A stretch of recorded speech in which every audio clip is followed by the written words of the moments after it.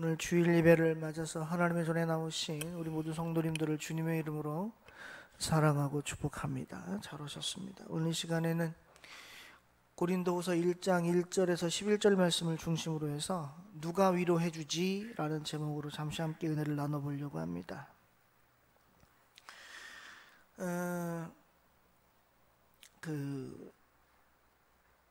여러분 윤복희 권사님이 국제가요제 나가서 상 받은 곡 중에 내가 만약이라는 곡이 있어요. 그게 시작이 어떻게 되냐면 내가 만약 외로울 때면 누가 위로해 주지? 이렇게 시작을 하거든요. 근데 이걸 영어로 옮겨봤더니 이게 누구를 향한 곡이었냐면 이게 하나님을 찬양하는 곡이었다는 거예요. 그냥 한국말로 번역을 해놓으니까 세상의 가요처럼 들리는데 이걸 영어로 싹 번역을 해놨더니 결국에는 누가 위로를 해주는 것으로 가사에서는 등장을 하냐면 바로 하나님이 나를 위로해 주시는 분이다, 이렇게 얘기를 하더라는 거예요. 여러분, 우리는요 위로받기를 좋아하죠. 저도 마찬가지입니다. 저도 위로받기를 좋아해요. 목사인 저는 목사이기 때문에 사실은 위로를 많이 해드려야 되는 게 맞아요. 우리 성도님들에게 위로를 해드려야 돼요. 아유, 잘 되실 거예요. 걱정하지 마세요. 괜찮아요. 힘내세요. 라고 위로를 해드려야 되는 게 맞죠. 물론 해드리기도 합니다. 근데 여러분, 저도요, 솔직히 말씀드리면 위로만 하고 싶지는 않아요. 저도 위로받고 싶어요. 근데 이 목사의 직분이다 보니까 설득 성도님들한테 나 힘든데 위로 좀 해주세요 라는 말을 못해요. 제가 설교 때 이 얘기를 몇 번 드렸어요. 제가 부목사 때 안산에서 힘들게 사역할 때 그 유년부 부장님이 전화 왔길래 그냥 너무 힘들어서 집사님 저 힘들어요 그랬더니 그분이 뭐라 그러셨더라고요? 나도, 다 아시네. 하도 얘기했더니 나도 힘들어요 그랬다고요. 근데 저는 그 말을 한 이유가 뭐였다 그랬어요? 아유, 목사님 힘드세요? 아유, 힘내세요. 제가 기도할게요. 이런 말을 듣고 싶었는데 목사님 나도 힘들어요. 여러분들은 그냥 부드럽게 나도 힘들어요 하셨지만 그분 말투는 그게 아니라 목사님 나도 힘들어요, 딱 이 말투였어요. 그래서 두 번 다시는 그분한테 힘들다는 얘기를 못했어요. 힘들어도. 성도님들은 생각할 거예요. 아, 목사님이 뭐가 힘들어. 설교만 하시는데. 그쵸? 나는 세상에서 돈 벌고 얼마나 땀 흘려 일하는데. 맞아요. 근데 여러분, 목사도 힘들어요. 목사도 위로받고 싶어요. 근데 감히 선뜻 성도님들에게 전화해서 나 힘들어요, 나 위로 좀 해주세요 라고 얘기를 못해요. 그러면 목사는 누구한테 위로받을까요? 하나님밖에 없어요. 하나님밖에 없어. 물론 가족들도 위로를 해줘요. 근데 솔직히 말씀드릴게요. 가족이 위로를 해도 그게 위로가 안 돼요. 여러분께 질문 한번 드려볼게요. 여러분 힘들고 어려울 때 누군가 와서 위로해준다고 힘내, 괜찮아 이런다고 위로가 되시던가요? 위로가 되세요? 안 되실걸요. 왜냐하면 그 사람은 내가 당한 환난, 내가 당한 고난, 내가 당한 어려움에 일도 뭐예요? 경험이 없어요. 일도 몰라요. 그냥 들어서 아, 이 사람이 이런 일을 당했구나, 그래서 아, 힘들겠구나는 알지만 내가 직접 당한 어려움에 대해서 그 사람 몰라요. 왜? 그 사람 나와 똑같은 어려움을 당하지 않았기 때문에. 그래서 사람이 위로를 해도 솔직히 위로가 안 돼요. 우리나라 속담에 참 재미있는 속담이 있어요. 불난 집에 부처질한다고. 어려운 일을 당했어요. 근데 가서 위로를 한다고 위로를 했는데 오히려 그게 뭐예요? 그 사람 화를 돋구는 게 돼버리는 경우도 있어요. 그래서 어떤 분은 저한테 그래요. 위로도 함부로 못하겠어요 이래요. 왜? 괜히 그 사람 화를 돋굴까 봐. 맞아요. 사람은 누구나 위로받고 싶어요. 사람은 누구나 다른 누군가에게 마음의 짐을 좀 덜어내고 싶어요. 그런데 세상을 아무리 뒤져봐도 내 어려움에, 내 고통에, 내 환난에, 내 걱정을 누군가에게 짊어지게 할 수가 없더라는 거예요. 오늘 고린도후서 1장 이하에 보시면 사도 바울이 공통적으로 사용하는 단어가 세 가지가 나와요. 하나는 위로, 하나는 환난, 또 하나는 고난입니다. 여러분, 지금 이 1절에서 11절까지 위로라는 단어가 몇 번이 나오는지 혹시 아세요? 안 세보셨으니 모르시죠? 예, 저는 세봤거든요. 몇 번이 나오냐면 1절에서 11절까지 위로라는 단어가 총 10번이 나와요. 근데 그와 반대로, 그와 비슷하게 환난과 고난이라는 단어를 합해봤더니 총 8번이 나와요. 환난이 4번, 고난이 4번이에요. 그 말은 무슨 말이에요? 그만큼 세상에 뭐가 많다는 거예요? 환난과 고난이 많다는 거예요. 오늘 사도 바울이요 3절에 뭐라고 얘기를 하냐면, 그는 우리 주 예수 그리스도의 하나님이시요 자비의 아버지시요 모든 위로의 하나님이시라고 얘기를 해요. 여러분, 저는 우리 성도님들이 하나님 앞에 위로받으시기를 주님의 이름으로 축원드립니다. 여러분, 위로가 왜 중요할까요? 위로가 중요한 이유는 이거예요. 내가 누군가를 위로한다라고 하는 건 내가 그 사람의 마음을 알 수도 있어 라고 하는 의미예요. 왜냐하면 내가 위로를 할 때 그 사람이 위로를 받아들였다는 건 공감이 된다는 얘기거든요. 공감이 된다는 얘기예요. 근데 공감이 안 되는 위로도 있어요. 그거는 내가 그 사람을 위로하는데 내가 그 사람에 대해서 아는 게 1도 없어. 그 사람이 어려움을 당한 걸 내가 경험치가 1도 없어. 그러니까 공감이 안 돼. 여러분, 병원에 입원한 사람 병문안 가잖아요. 그럼 아유 얼마나 힘들어, 얼마나 아파, 이 말은 누구나 해요. 그런데 그 사람이랑 똑같은 병을 알아본 사람은 그 사람이 얼마나 아픈지를 알아요. 그래서 그 사람의 병이 나에게 감정이입이 돼가지고 내가 아팠던 때가 기억이 나기 때문에 그 사람의 지금 상황의 고통이 내가 경험치가 있으니까 같이 느끼는 거예요. 그러니까 내가 하는 말이 그 사람이 뭐가 돼요? 힘이 되고 위로가 돼요. 제가 쉬운 예를 하나 말씀드릴게요. 우리 교회 성도님 중에 한 분이 지금 어깨가 굉장히 아프세요. 근데 하필이면 왼쪽 어깨가 아파. 근데 저는 오른쪽 어깨 수술을 했어. 근데 그분도 인대가 다쳤어. 저도 인대가 다쳐가지고 한참 고생을 하다가 나중에 CT를 찍어보니까 끊어진 줄 알고 그때 가서 수술을 한 거거든요. 그래서 제가 그분이 어깨가 아프다 그러면 제가 감정이입이 돼. 얼마나 아픈지 알아요. 그래서 위로가 돼.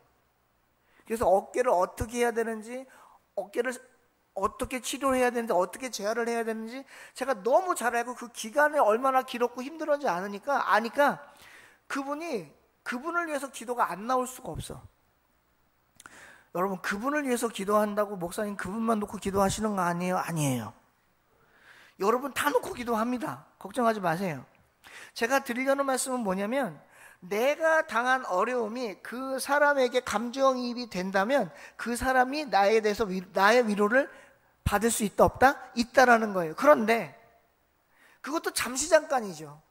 잠깐 위로는 받을 수 있지만 그게 계속적인 위로는 돼요, 안 돼요? 되질 않아요. 여러분, 제가 우리 최영훈 집사님 앞에 계신데 오늘 찬양을 너무 잘하셨어. 그래서 사실 매주 잘하시잖아요, 찬양이. 시원찬양대가 찬양을 매주 잘해요. 그러니까 우리 성도님들이 매주 끝날 때마다 박수로 아멘하고 박수 치잖아요. 제가 우리 집사님한테 예를 들어서 집사님 오늘 찬양 너무 좋았어요, 잘했어요. 또 그 다음 주에 가서 집사님 오늘 찬양 너무 좋았어요, 아주 잘했어요. 또 그 다음 주에 가서 집사님 오늘 찬양 너무 좋았어요, 아주 잘했어요. 계속 칭찬을 한다고 생각을 해보세요. 처음에는 우리 집사님도 좋을 거예요.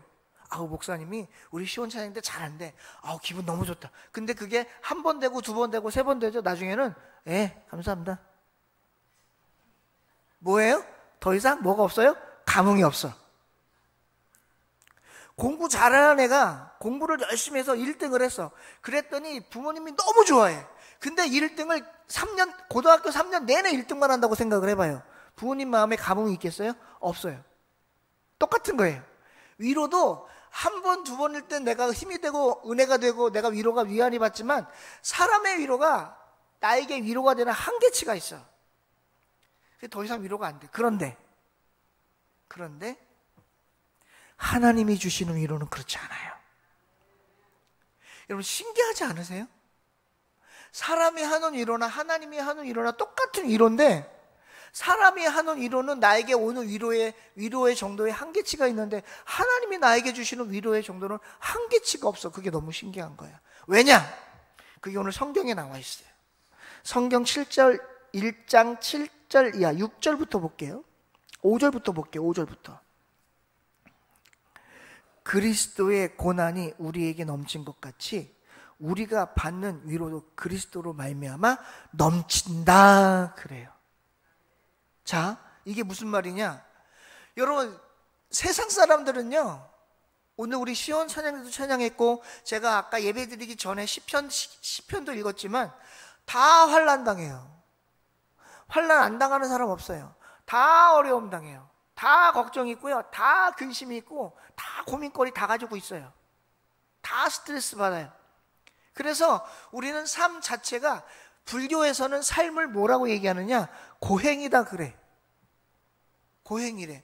사는 것 자체가 고행이래. 불교에서는 그렇게 얘기를 하더라고. 근데 성경은 뭐라고 표현하느냐? 고행이 아니라 삶이 나에게 있어서 그냥 많은 고난을 준다는 거예요. 여러분 잘 들으셔야, 이거 좀 잘 기억하셨으면 좋겠어요. 또 잘 들으라 그러면 가르치는 것처럼 오해하실까 봐.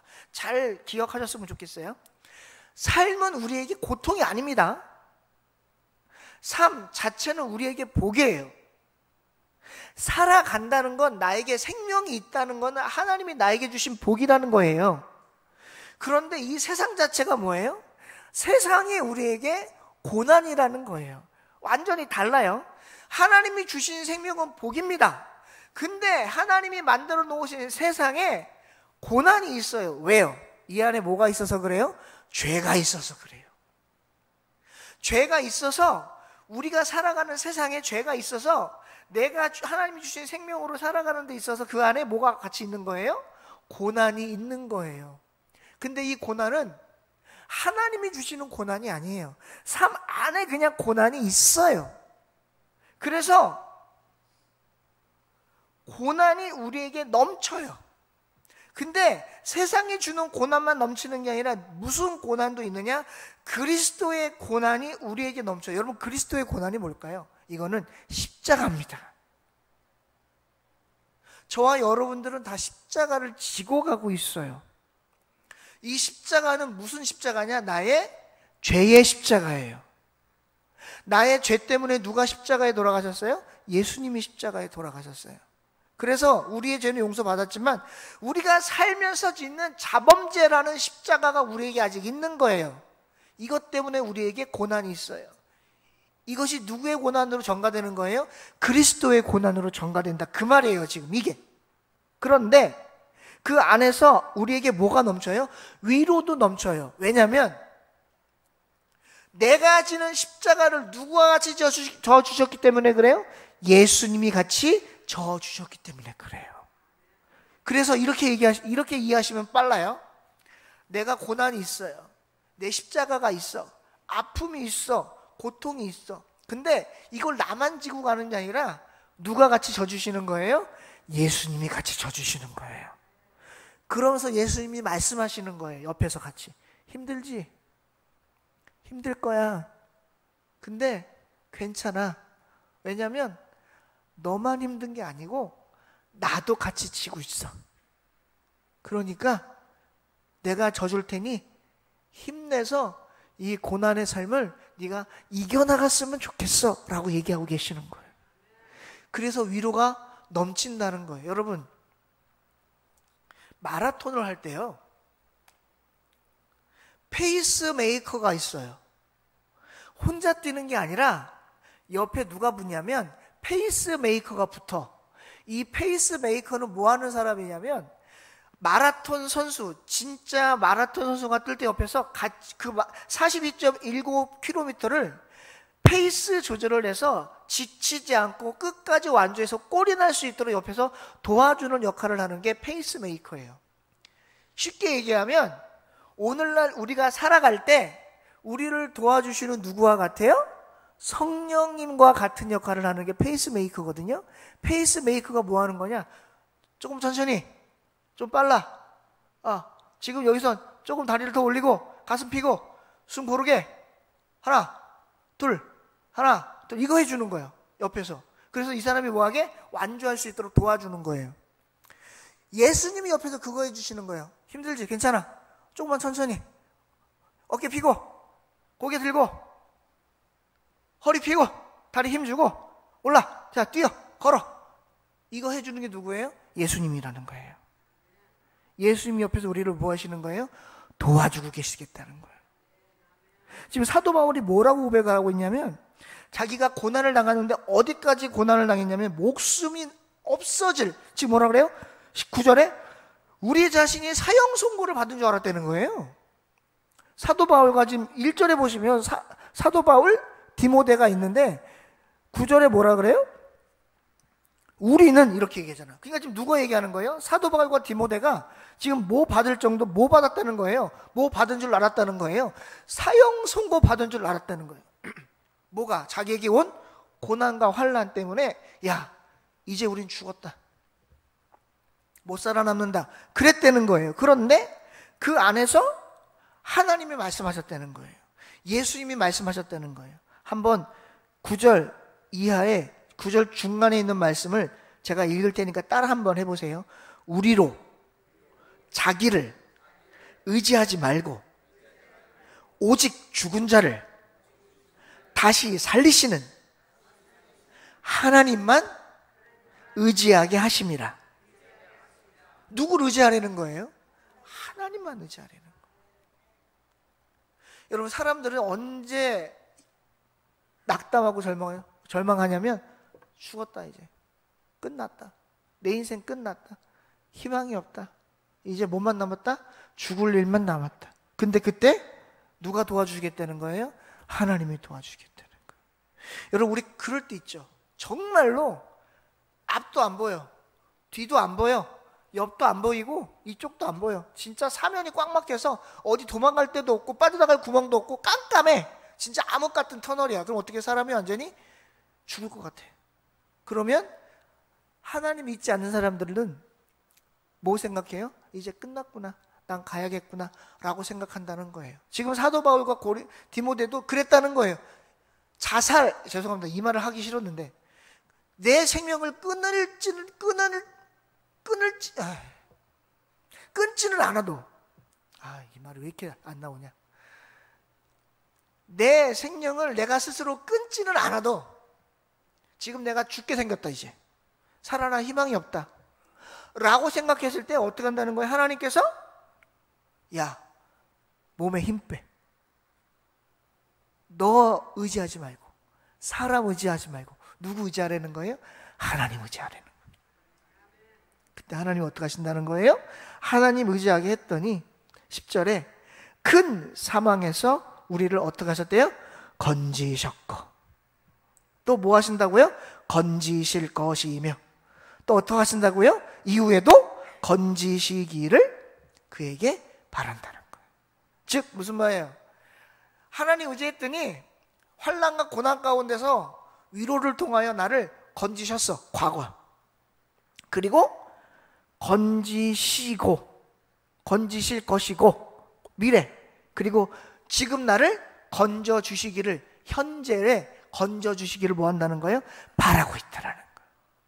우리 사랑하는 성도님들, 오늘 교회에 올라오시면서, 예배드리러 올라오시면서 어떤 마음으로 오셨을까요? 한 주 힘들었는데 오늘 말씀을 통해서, 예배를 통해서 위로받고 싶다, 이게 아마 갈 거예요. 은혜 받고 싶다, 힘 얻고 싶다, 평안 얻고 싶다. 그러고 올라오셨을 거예요, 교회로. 그리고 오늘 와서 예배를 통해서, 말씀을 통해서 내가 다시 평안을 얻고 힘을 얻어서 이번 한 주도 세상에서 열심히 살아갔으면 좋겠다. 그런 마음으로 다 성전으로 들어오셨죠? 아니에요? 오늘 하나님이 여러분들을 이 자리에, 저와 여러분들을 이 자리에 부르신 건 우리를 야단치려고 부르신 거 아니에요. 우리에게 뭐 경고하시거나 충고하시거나 뭘 가르쳐 주려고 부르신 게 아니에요. 오늘 이 자리로 부르신 건 딱 두 가지예요. 첫째, 수고했다. 한 주 동안 힘들었지? 이번 한 주도 힘들 건데 어떡하니? 그런데 오늘 내가 너희들에게 위로해 줄게. 평안 줄게. 한 주 살아갈 힘 줄게. 능력 줄 테니까 다시 힘있게 한 주를 살아가렴 하고 여러분과 저를 부르신 줄로 믿습니다. 여러분, 저도 목사지만요, 한 주를 살아가다 보면 별 오만 잡생각이 머리를 떠나지 않아요. 별놈의 생각이 다 걱정 근심이 머리를 휘어싸요. 엊그저께는 여담인데요, 그날이 수요일인가 목요일인가 그랬을 거예요. 집에 비 올 때인데 집에 앉아있는데 너무 승질이 나가지고 우리 아내한테 야, 영화나 보러 가자 그랬어요. 영화나 보러 가자. 그랬다가 그냥 아는 목사님이 하시는 카페 가서 차 마시고 왔는데, 그때 어떤 분이 전화를 주셨더라고. 목사님 어디세요? 네, 승질 나가지고 나왔어요. 제가 그랬어요. 제가 사실 그런 표현을 잘 안 쓰는데 그날은 진짜 막 기분이 나쁘고 열이 받더라고, 세상 말로. 그래가지고 나왔어. 머리가 너무 복잡해가지고. 그랬더니 목사님 제가 밥 사드릴게 나오세요. 그래서 어떤 분이 맛있는 밥을 사주셨어. 여러분도 저 승질 날 때마다 가끔씩 전화해서 밥 좀 사주세요. 웃자고 하는 얘기입니다. 여러분, 저도 그래요. 저도 여기 걱정 없고 근심 없고 절망 안 하고 낙심 안 하고 좌절하고 고통 없고 고난과 환난 없는 사람이 어디 있습니까? 없으면 손 한번 들어봐요.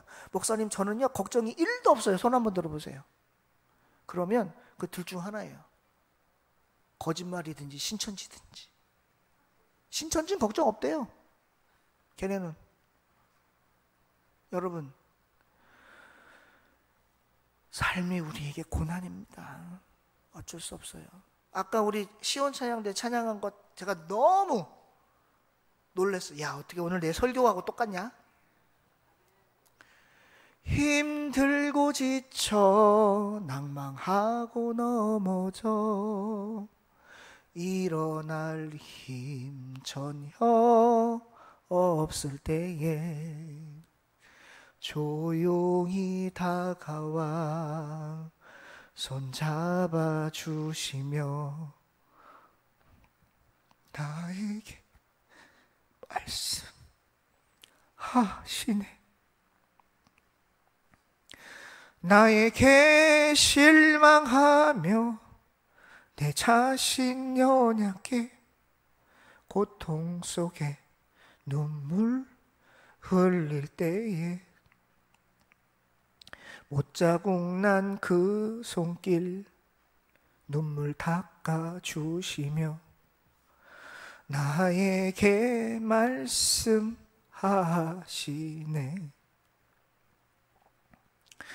너는 내 아들이라 오늘날 내가 너를 낳도다. 너는 내 아들이라 나의 사랑하는 내 아들이라. 오늘 예수님이 여러분들에게 말씀하십니다. 힘들지, 아프지, 괜찮아. 내가 도와줄게. 내가 힘이 돼줄게. 내가 위로해줄게. 환난과 고통이 저와 여러분을 에워싸도 그 안에서 주님이 저와 여러분을 위로해 주실 줄 믿습니다. 힘내십시오. 일어나십시오. 절망하지 마십시오. 환난이 나를 에워싸고 고통이 나를 에워싸고 죽음같이 어려운 일이 내 앞에 있어도 주님이 하신다고 하면 반드시 그 일을 이루어 가실 줄로 믿습니다. 기도하겠습니다. 하나님, 우리 성도님들과 저에게 위로를 해주심을 감사합니다. 힘들고 어려울 때 누가 위로해 주지? 주님인 줄 믿습니다. 성삼일체 하나님인 줄 믿습니다. 주님, 다른 것 찾지 않게 하시고 주님 바라보게 하여 주시옵소서. 이 시간 부족한 점 말씀 전할 때 잘못 전할 말씀 있으면 용서하여 주시길 원하고 감사드리고 예수님의 이름으로 기도하옵나이다. 아멘.